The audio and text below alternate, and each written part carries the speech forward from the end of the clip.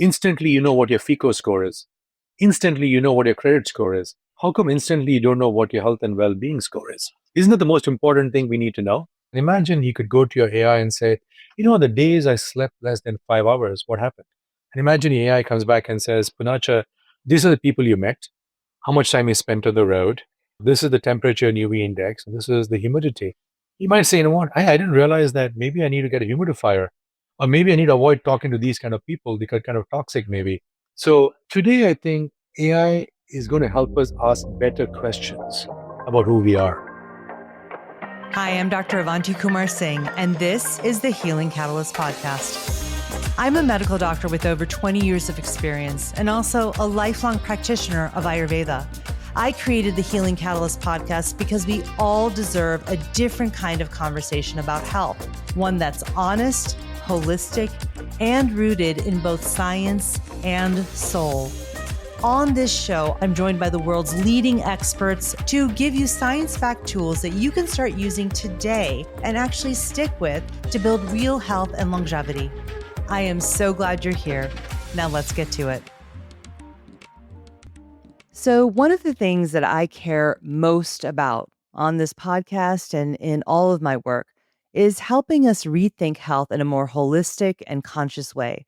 And that includes exploring ideas that might feel a little uncomfortable or unfamiliar at first. And so when I had the chance to sit down with Poonacha Machaiah, the CEO of the Chopra Foundation and the co-founder of Cyberhuman.ai, I knew that this was a conversation we needed to have and that I needed to have on this podcast about artificial intelligence or AI and its growing role in our health and well-being.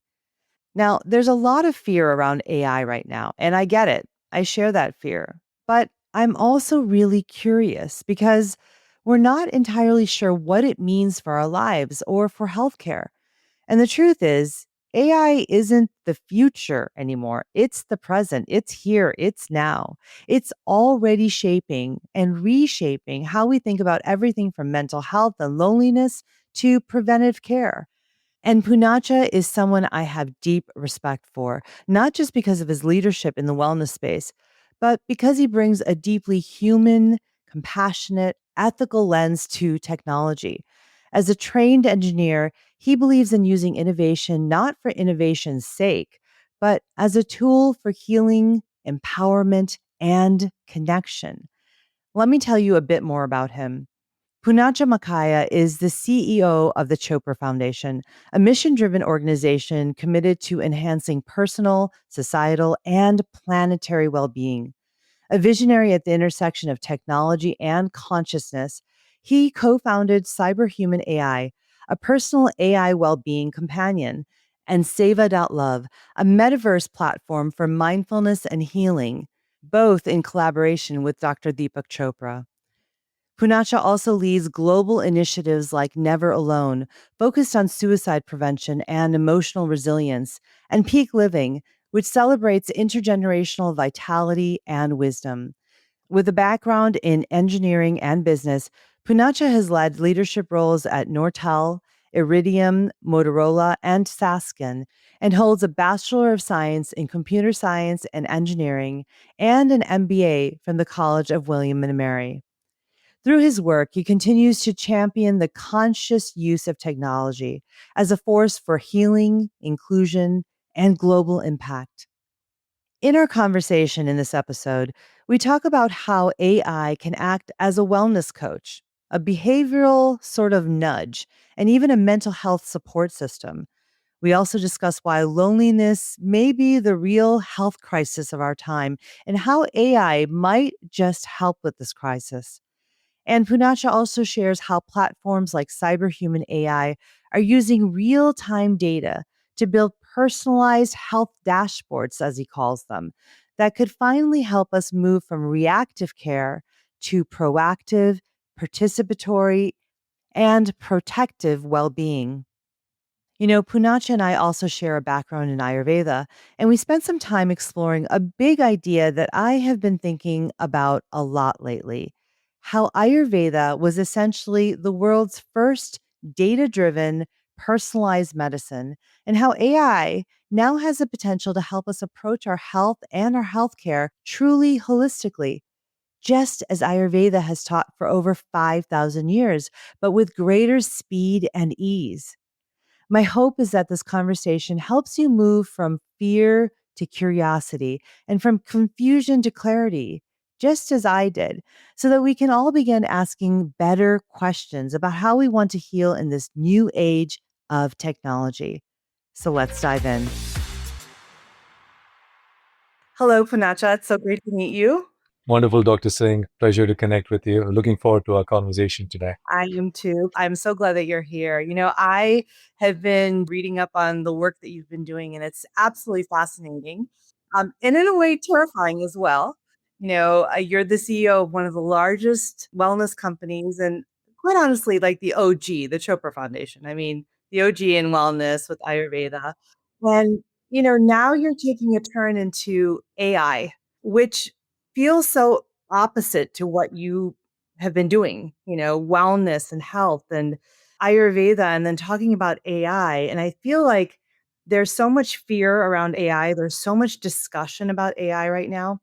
And then you take it to the idea of being in health and wellness. And it's sort of like, how does this all work? So I'd really love for you to start by helping us understand how AI and wellness, how does this all work together? It's a very interesting question. I've been in AI since 1992, 93.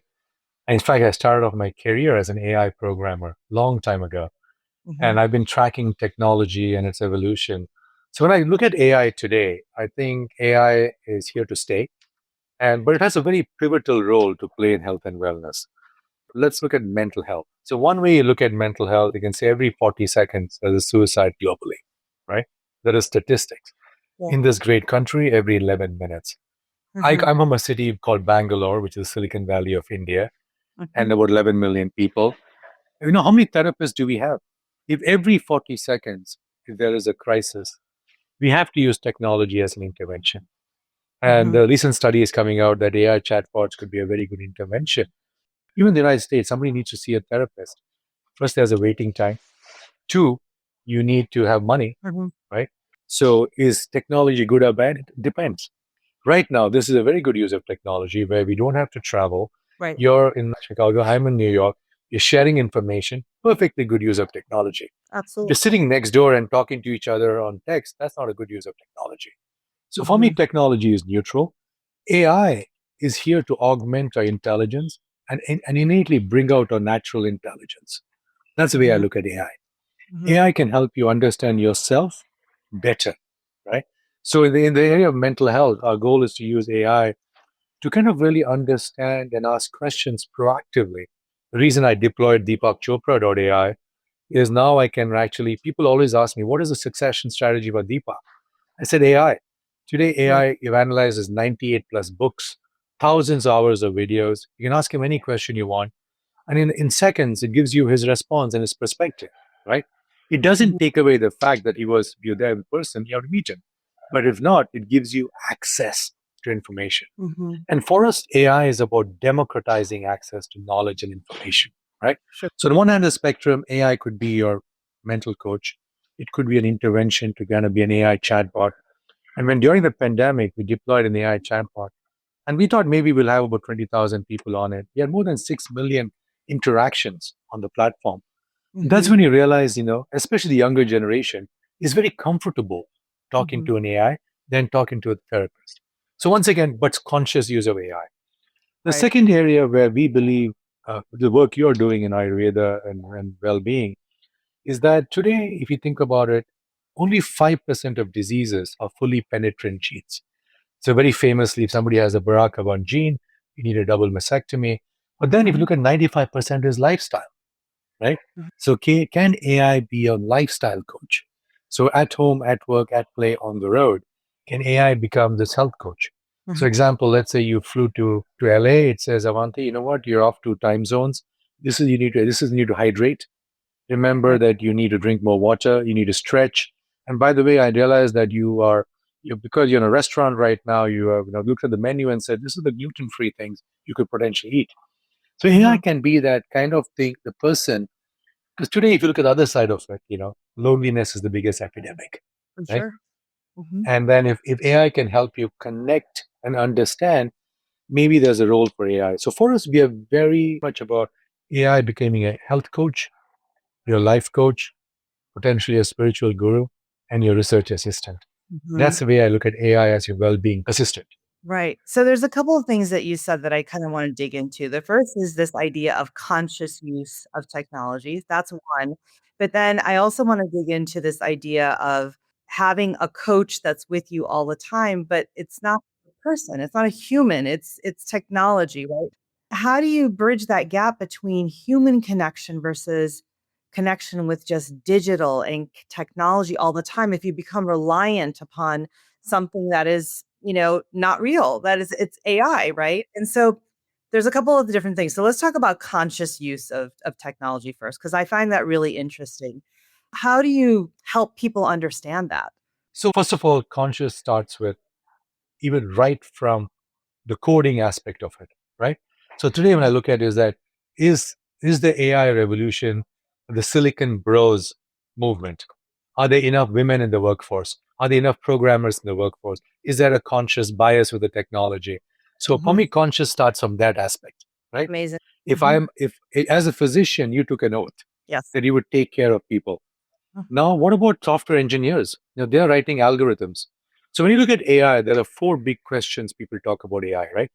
Is robots going to take our jobs? Mhm. Two, is there a conscious bias in the algorithm? Third, is it the end of democracy with fake videos? Fourth, is privacy over? Okay. Those are the four big questions in AI. Right. The fifth question, which I talk about, I was teaching a class at Stanford, was that what is the concept of presence? Right? Mhm. Right now, when you and me talk, there's presence. Yes. From a human perspective, understands when something is AI, right? Because it actually looks at different aspects like limbic resonance, which really doesn't happen. The way you look at people is very different. Right. So I think there's the entire whole thing about presence, right? Mhm. There's also another conversation around, let's say, I was joking.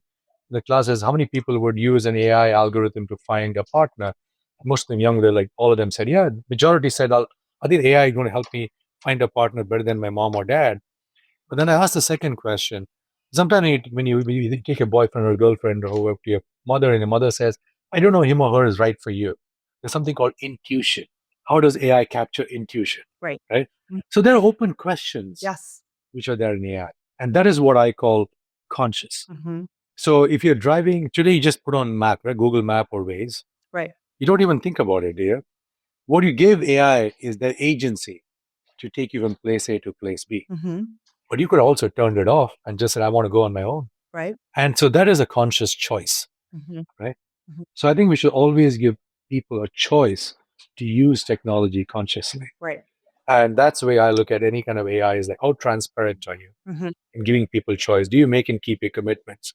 Three, do you delegate access and do you have expertise? Mhm. And any of these four parameters in technology, you create conscious technology, Mhm. right? Mhm.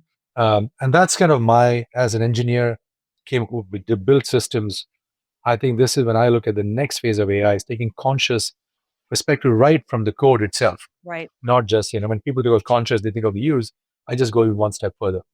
Sure, sure. So you're talking about how it's developed, how it's coded, how it's created, but then also I think the disconnect then is how are people being taught to use it, right? Because it can become very unconscious where you're so dependent on that AI, that, wellness coach that's in your pocket, right?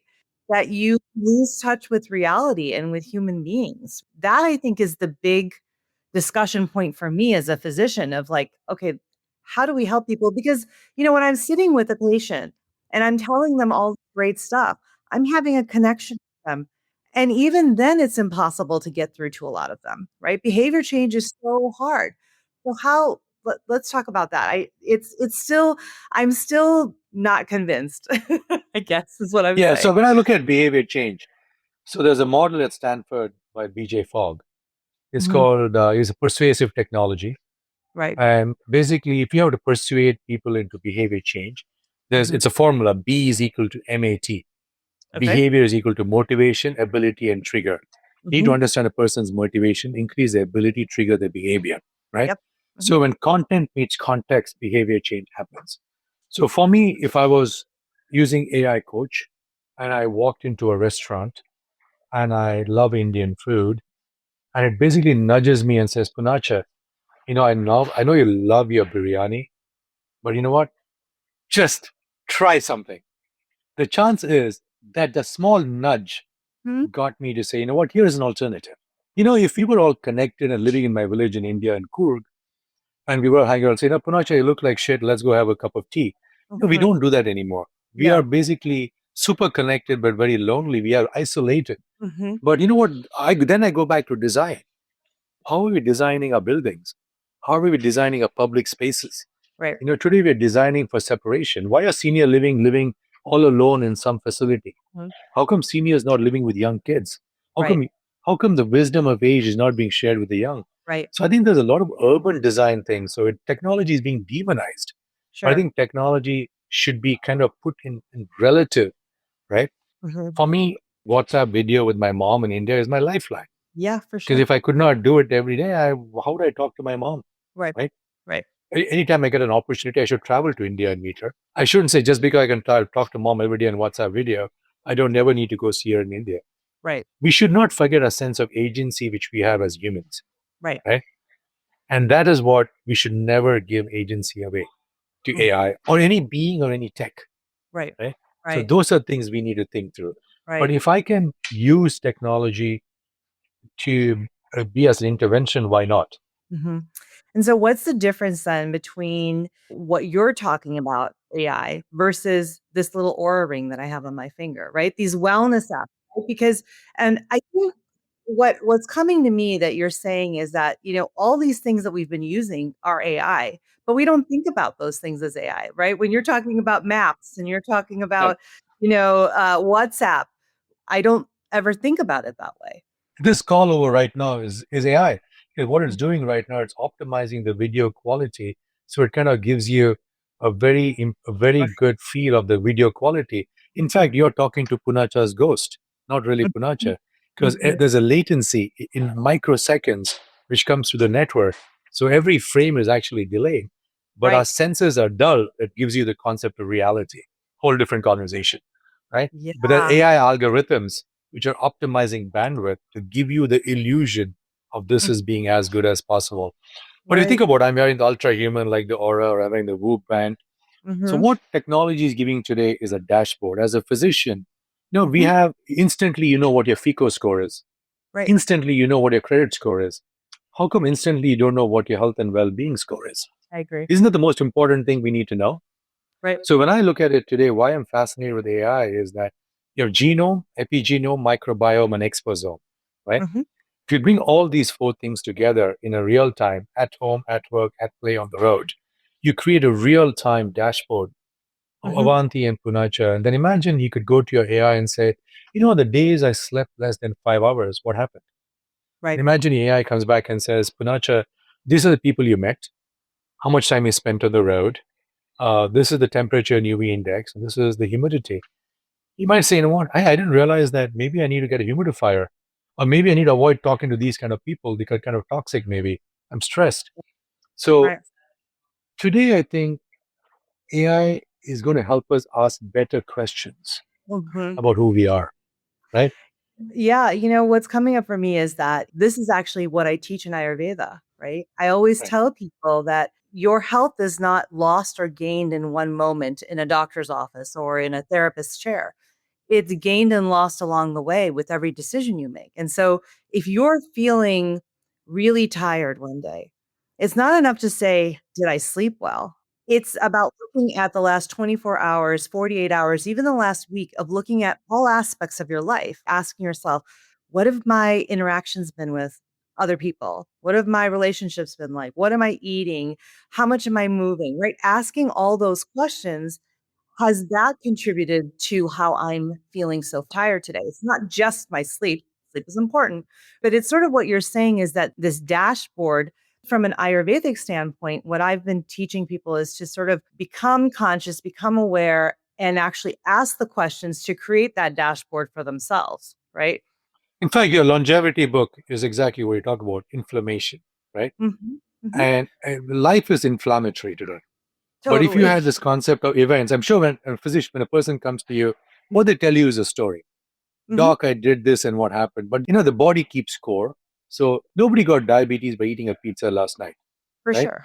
Right. It's an inflammatory lifestyle which Right. created over time.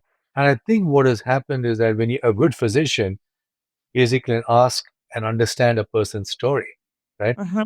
Mhm. But imagine now AI and with the technology, this is basically lifestyle. So we Right. have what you're born with, which is genomic. You have the potentiality, which is epigenetic. You have the gut Yes. microbiome, which is what's happening. Then you Mhm. have exposome, which is environment, right? Right. And typically, what you're doing in Ayurveda, same thing, right? You're looking at predisposition, Vata, Mhm. Pitta, Kapha, right? And you're understanding the body type, and then you look at what is the disposition, Mhm. epigenetic. Then you tie it with the narrative. Then you basically do, which is very important, what you do in Ayurveda, which is chronobiology, right? Yep. Mhm. How is the day? How is the cycle? Because you are Right. connected very intrinsically to the universe, right? Exactly. Mhm. And so what you've just said is what I have thought about a lot lately is that Ayurveda literally is like the original data-driven healing system. If you think about it from that perspective, right? Personalized medicine, It's personalized medicine. It is the right? original. It is the original, right? And it's so amazing to me that, something that our ancestors wrote 5,000 years ago still has relevance today. It is adaptable to our modern world because everything that we know in Ayurveda has been proven out by Western science. We know that the data is there, the studies are there. And so it sort of feels like another leap forward with AI from Ayurveda to AI. And so, how do you feel about that? Like, what do you think about that idea of it being the original data driven healing system? Right. So I think it is. I think it's our initial precision medicine system. So today we're at a very unique point because of AI, where we can now kind of take it to the next level and do it 24/7. Right, And in real time, we can kind of looking at, okay, what is happening? What is happening? right, And we can now reconstruct the story and the narrative. right. So, I want to get back to something you said before about the intuition piece. And so, what I'm thinking about right now, as you're describing this, is how do we then bring this dashboard information that we have by wearing an aura ring, a whoop, whatever technology we're wearing, and bring that to a human being, a physician, a healthcare professional, where we can then bridge that data with the intuition. Because I do think there's so much value in that intuition, right? You even described sort of the idea of generations living together in joint families, as we've grown up seeing in our heritage and our culture, right? And Right. that was a way for us to have that intuition of me saying to you, Poonacha, I see that you're not feeling so well. Let's go have a cup of chai and let's talk about it, Right. right? Right. That doesn't exist so much anymore. So, how do we bring that human intuition back into this while going forward with this AI technology? So this is what I think about quite a bit. So in fact, the reason Deepak and me is to co-create a company called Cyberhuman Hmm. is to really kind of bring together the first of all the dashboard. Like, how come we don't know what's happening with our lives in real time? The Yep, second thing, if you don't have MD after your name, you really should be just giving medical advice. Really of should course. not be. Mhm. Because today a lot of people, I think the good thing and the bad thing of AI and technology, everybody thinks they're a doctor, right? But Exactly. unless you go on the medical school, no. If you don't Yeah, have MD, please let's right. not try to do that. So Hmm. I think, but what I can do is that now give this insight to physicians. So Hmm. now they can look at it and get a very good snapshot in Hmm. 30 minutes to see what has happened to this person. What is Hmm. the kind of narrative? So we can create a digital twin. So if I give you a platform, it basically says, here is Punacha, and here are all the different parameters, what we call the 11 pillars of well-being, right? Which Hmm. is basically the body is a process. So there is a biostat, there's a chronological age, biological age, psychological age, and spiritual age. You can set that biostat, right? The second Okay. thing is deep rest. Third is nutrition. Fourth is nutritional supplements, complement adaptogens. Fifth, you're looking at movement. Sixth is eliminating toxicity, people, substance in place. Seventh is looking at love and relationships. Eighth is looking at a creative mind. Ninth is looking at youthful aesthetics. Tenth is looking at connection with nature, community, and all of that, right? When you bring all of these principles together, you kind of create a kind of a model of a person to Mhm. return the body to homeostasis or It's healing, Ayurveda, which is right? It's all it's which is Ayurveda. Ayurveda, yeah, which is Ayurveda, which is I love it. homeostasis, right? Which Mhm, is when I mhm. read your book, I was thinking about it. I said, yeah, the goal of a physician is to activate your natural intelligence in your Right. body to promote healing. Mhm. I think this is the role of AI. I think so. In the hands of a crafted physician, they Right. now have the tools because there was a digital camera doesn't mean everybody became an amazing photographer. What it basically meant, in the hands of a good photographer, it just became amazing, right? Right. So Mhm. I think with this advent of AI and that kind of things we're looking at, I think physicians like you will be able to do a lot more insight Mhm. into care. I think the quality of care will go up. I think also people can have a lot more time and creativity to go to Mhm. do the things they want. I Right. think at 55, I feel I know a lot more about my body, who I am, just because of AI and technology. I'm a Mm. lot more aware, right? And Right. now, if I was able to work with a physician who I do, I work with Dr. Chopra, then I work with Dr. Ara Supaya, who's a functional medicine, sports medicine.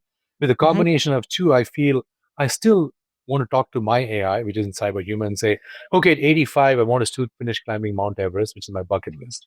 I still want to ride my motorcycle all the time, and I want Mhm. to be able to, play with my grandkids, um, and that's my goal. So now give me my lifestyle to get me there, Mhm. and that could be how AI can come in. Right. And so tell us how Cyberhuman.ai works. This is this company that you've started. Tell us a little bit about how this works exactly.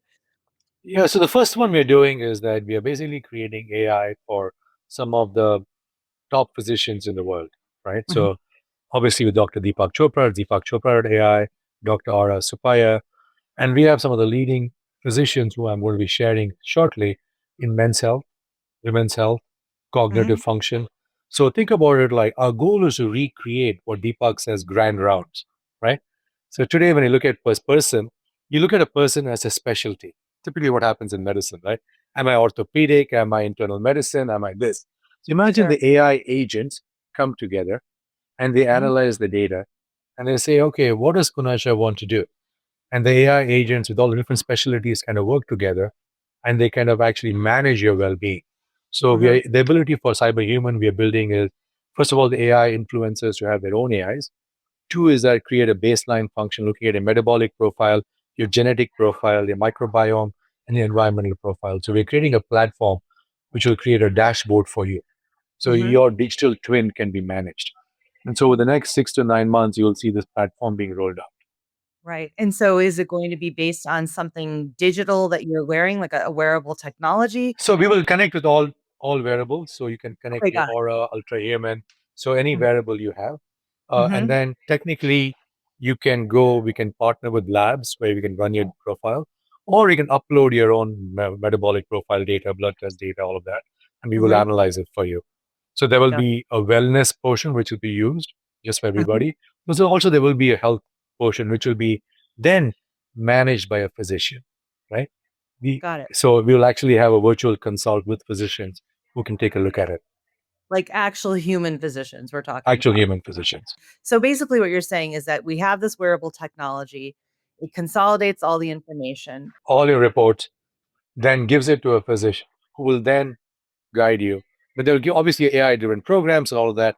But what it does is, like, let's say you are using the platform, you will go back and say, okay, let's say we're using from an Ayurveda perspective, we'll say, okay, I got high blood pressure, high cholesterol. Okay, this is what I think I want to put them on medication to bring them down. But here is my Mhm. lifestyle prescription, right? Mhm. I want to give them this lifestyle prescription, which is lose weight, do this, do this, do this, do this, and I want to track it, right? Sure. And I want to see how that goes. Or you might say, you know what, I want to put them on a ashwagandha, or I want to put them on shatavari. You might Mhm. give them a protocol which is works with them. So that's Right. how we're looking at it. Integrative medicine, traditional medicine, complementary medicine coming together. Got it. And so then tell us about the other company that you were talking about, which is for mental health. Yeah, Seva Love is basically something we are looking at metaverse. So I was talking, you took in young adults today. If you think about it, they're not on apps. They're not really listening to our podcast. They're on gaming platforms, Right. right? How do I talk to young adults, very young adults who are on Roblox, or Hmm. let's say on Fortnite, Call of Duty, and all of that? So we believe in the future, the metaverse is going to be a therapeutic. So let's say somebody's got blood pressure or something like that, or let's say stress and anxiety. You'll say, put on this VR goggle and you watch this particular program for 30 minutes. It's going Hmm. to basically reduce your stress and anxiety. If you think Hmm. about it, there's photoic stimulation. So the eye is the last frontier for drug delivery. Because there's a visual system, there's a belief system, there's an embodiment system.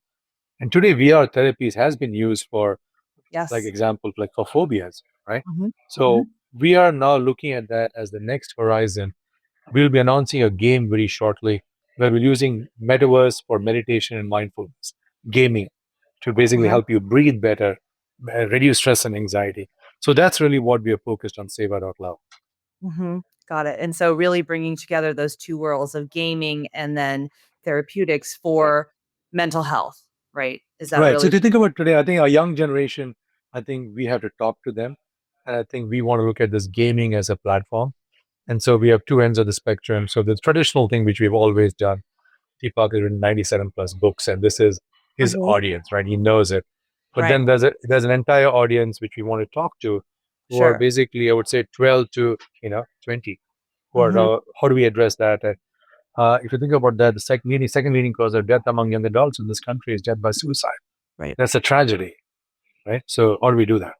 And so, the question that comes up for me then is that there is this loneliness epidemic, which I think is such a big part of the mental health issues, especially for all ages, but especially for those young adults that you're talking about right now with, the target of this gaming sort of perspective, right?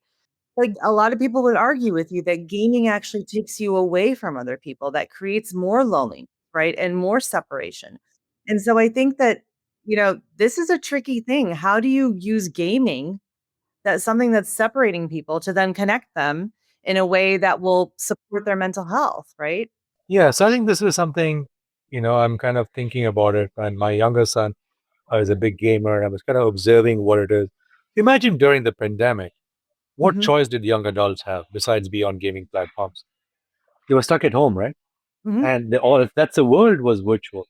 Sure. So they didn't ask for it. They had no other option but that. Right. And then the pandemic was there. There's a whole group of young adults who never went back to school after the Mhm. pandemic. They Right. were called the missing generation. So when I look at it, and I think I said, how do we talk to that? How do we address that? So maybe you know they didn't ask for the pandemic; it happened.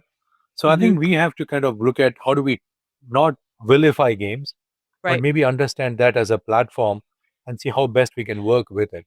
So Mhm. imagine when you're playing Fortnite or Call of Duty, and then between the games, there was a break which got them how to breathe. And then this is learn how to breathe. So don't change the game. Don't tell people to stop smoking. Get people to start running.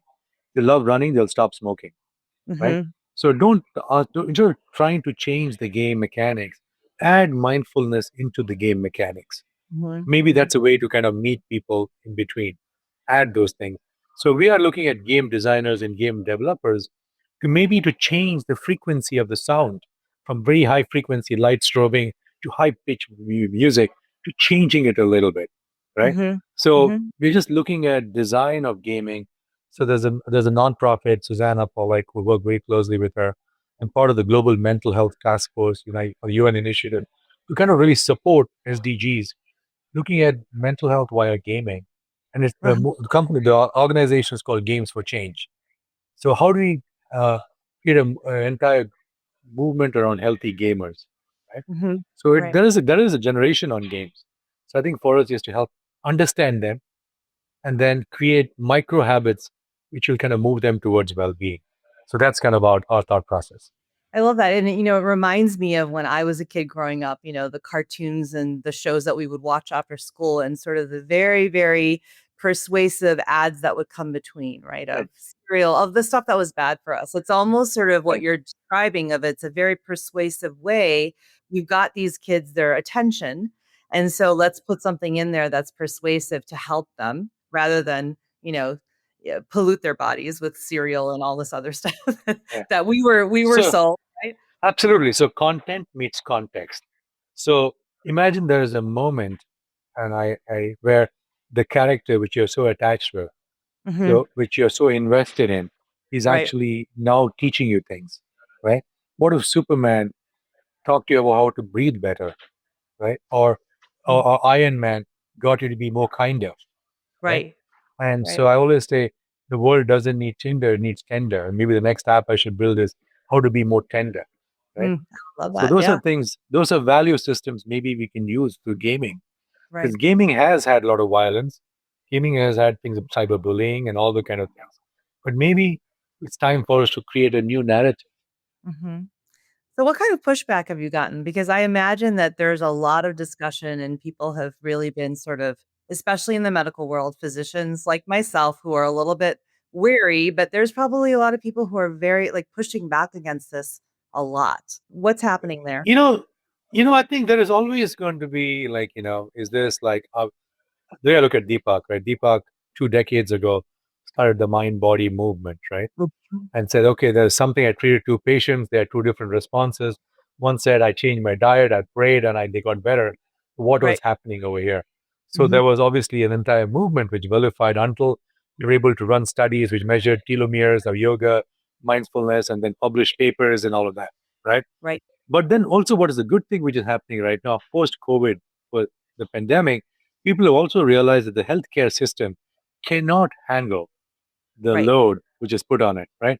There is Hmm. an entire generation also growing up saying, let's look at prevention, let's not look at disease. My son was 24 and 20. They're not looking at a disease care system. They want to look at a preventive. They're more, I'm very, very optimistic about the younger generation, right? Hmm. They, Hmm. I think, are a lot more informed and They they are. don't want to go to a hospital. They want to be a lot more like, let's look at food differently. Let's actually, in fact, brands have to be very conscious. They're very worried about what is happening to the environment. So I think what I'm looking at is that there are people out there, we are surrounding ourselves with people who believe that healing is innately something you need to participate in. Right. Health and wellness is a participatory exercise, right? Right. It's a lifestyle prescription. You Right. can't go back and fix it overnight. And this is where I believe technology can become an assistant. If I Hmm. need to create long term sustainable change, I, as a person, has to participate in my own wellness. I Right. cannot just go meet a physician once or twice a year and just think Exactly. everything is going to be okay. And then, there was a thing which I grew up in India. I always had a family physician, Hmm. right? And my Right. family physician, I still remember, I would go to him and say, "Oh, Poonacha, stop it. Don't worry about it. Just like you're going to be fine. I know you Mhm. very well." He would be Right. able to just look at me and Right. just tell me, "No, don't worry. Do this, do that, do this." Boom, Sure. done. Because he had seen me from a baby all the Hmm. way till I was a teenager, right? Hmm. And that was a bond. And even today, when I remember him, he would just say something. The moment he said something, I would feel better. And Hmm. I think it's time for us to create that intimacy with the healthcare system, with the Hmm. physician, because their Hmm. physicians are truly healers. Yet we have forgotten that bond with the physician. I've seen Deepak. When Deepak works with people, he first tells you, "Don't worry, you're going to be okay. I'm there to be with you on your journey." Hmm. Boom, the body biology instantly starts changing, right? Right. But there's trust being built.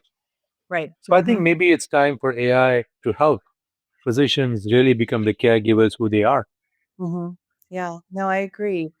So, I actually put up some questions to my audience and told them that we were going to be talking about AI and health, and I got a lot of questions. Here's one I wanted to ask you. This is a listener question.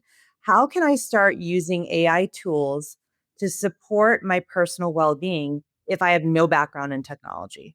Sure, that's a good question. So one thing I would say, just start using 2 to 3 platforms which are completely free, right? Go Mhm. to Perplexity, which is my go-to AI platform for research, right? Okay. Go to Perplexity, ask questions like, I'm in the sunlight every morning, but how come I don't absorb vitamin D? And you just see what Perplexity gives you research. So I think first engage with research. Everyday questions, give me the science behind something. That's a Hmm. good way to do it. Second thing I always do is like I say, just go to ChatGPT. If you're using ChatGPT, if you're eating some food, take a picture, Hmm. upload it to ChatGPT and say, you know what, ChatGPT, just analyze this food for me. What is the micronutrient analysis? Have fun. Start using AI as a fun tool. Just start using it. and Yeah. just start playing with it for everyday questions. Right. Be playful. I think that's the key of what I heard in that, because I think there is so much fear and suspicion around what AI is and what it's doing. And again, you've also opened my eyes to think about, everything that I'm using is AI, Google Maps, doing searches, that's all AI. But I never think about it that way. And I think a lot of people probably are thinking about it that way. They're thinking only about ChatGPT and all of these search engines that are spitting out all this information, and there's this fear that they're going to replace humans in some way. And by the way, every time you get on a plane, you hope it's going to be AI because AI is Right. landing that plane, right? Yeah. AI is Right. doing everything on that plane. Right. And I think these are things that we just don't think about because technology has moved so fast and we've just sort of moved along with it without really thinking deeply about, like, how is that all happening and what does that mean? So I think it's important.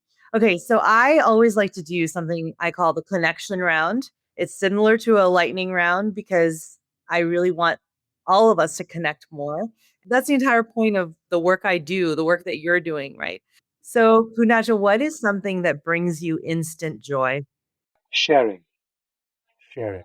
When I share moments, share things, share activities, I think it brings me a lot of joy. Love that. What is something that makes you feel seen? Can you give us an example? Every time when I put out my work, right, could be in AI, um, when I put out an output which embodies my deepest passion, which is technology for good, I feel seen. Right. Yeah, sharing your ideas with the world in that way. Ideas, yeah, this conversation. Yeah, absolutely. What song makes you feel most alive and why? Uh, all right, that's good. I don't know if it's a song, but I think I love chants, mantras. The Gayatri mantra is Mhm. my, I would say, the highest vibration for me, which I use every day in my meditation practice. I Mhm. think that to me is for me, really energetically gets my day started every day. Mhm. And so, I call my podcast the Healing Catalyst. And so we talked about so many things that are confusing and complicated and also creating a lot of fear in a lot of people. So, what's one simple thing that our listeners could do today to help inspire the healing that comes with technology and connection? What would you say to that? So I'm going to share something we do at the foundation. It's called love in action. Mhm. I would say love without action is meaningless, and action without love is irrelevant. But love in action can change the world. And there are 4 A's, and these are the 4 A's they can practice. The first A is attention, deep listening, like listening with every cell in your body. The second A is appreciation. Appreciate the uniqueness in every person, right? Every person is unique. The third A is affection, love, kindness, tenderness, compassion. And the fourth A is acceptance, radical acceptance. I think if we can practice these 4 A's, I think we'll be a more kinder, more loving, and more accepting humans. Love that. Kunesha, thank you so much for your time today. It has been a joy to talk to Well, you. thank you, and thank you for everything you do. I think you make the world a better place, and I think to bring healing. Thank So you. grateful for your support and look forward to collaborating. Absolutely. Thank you so much.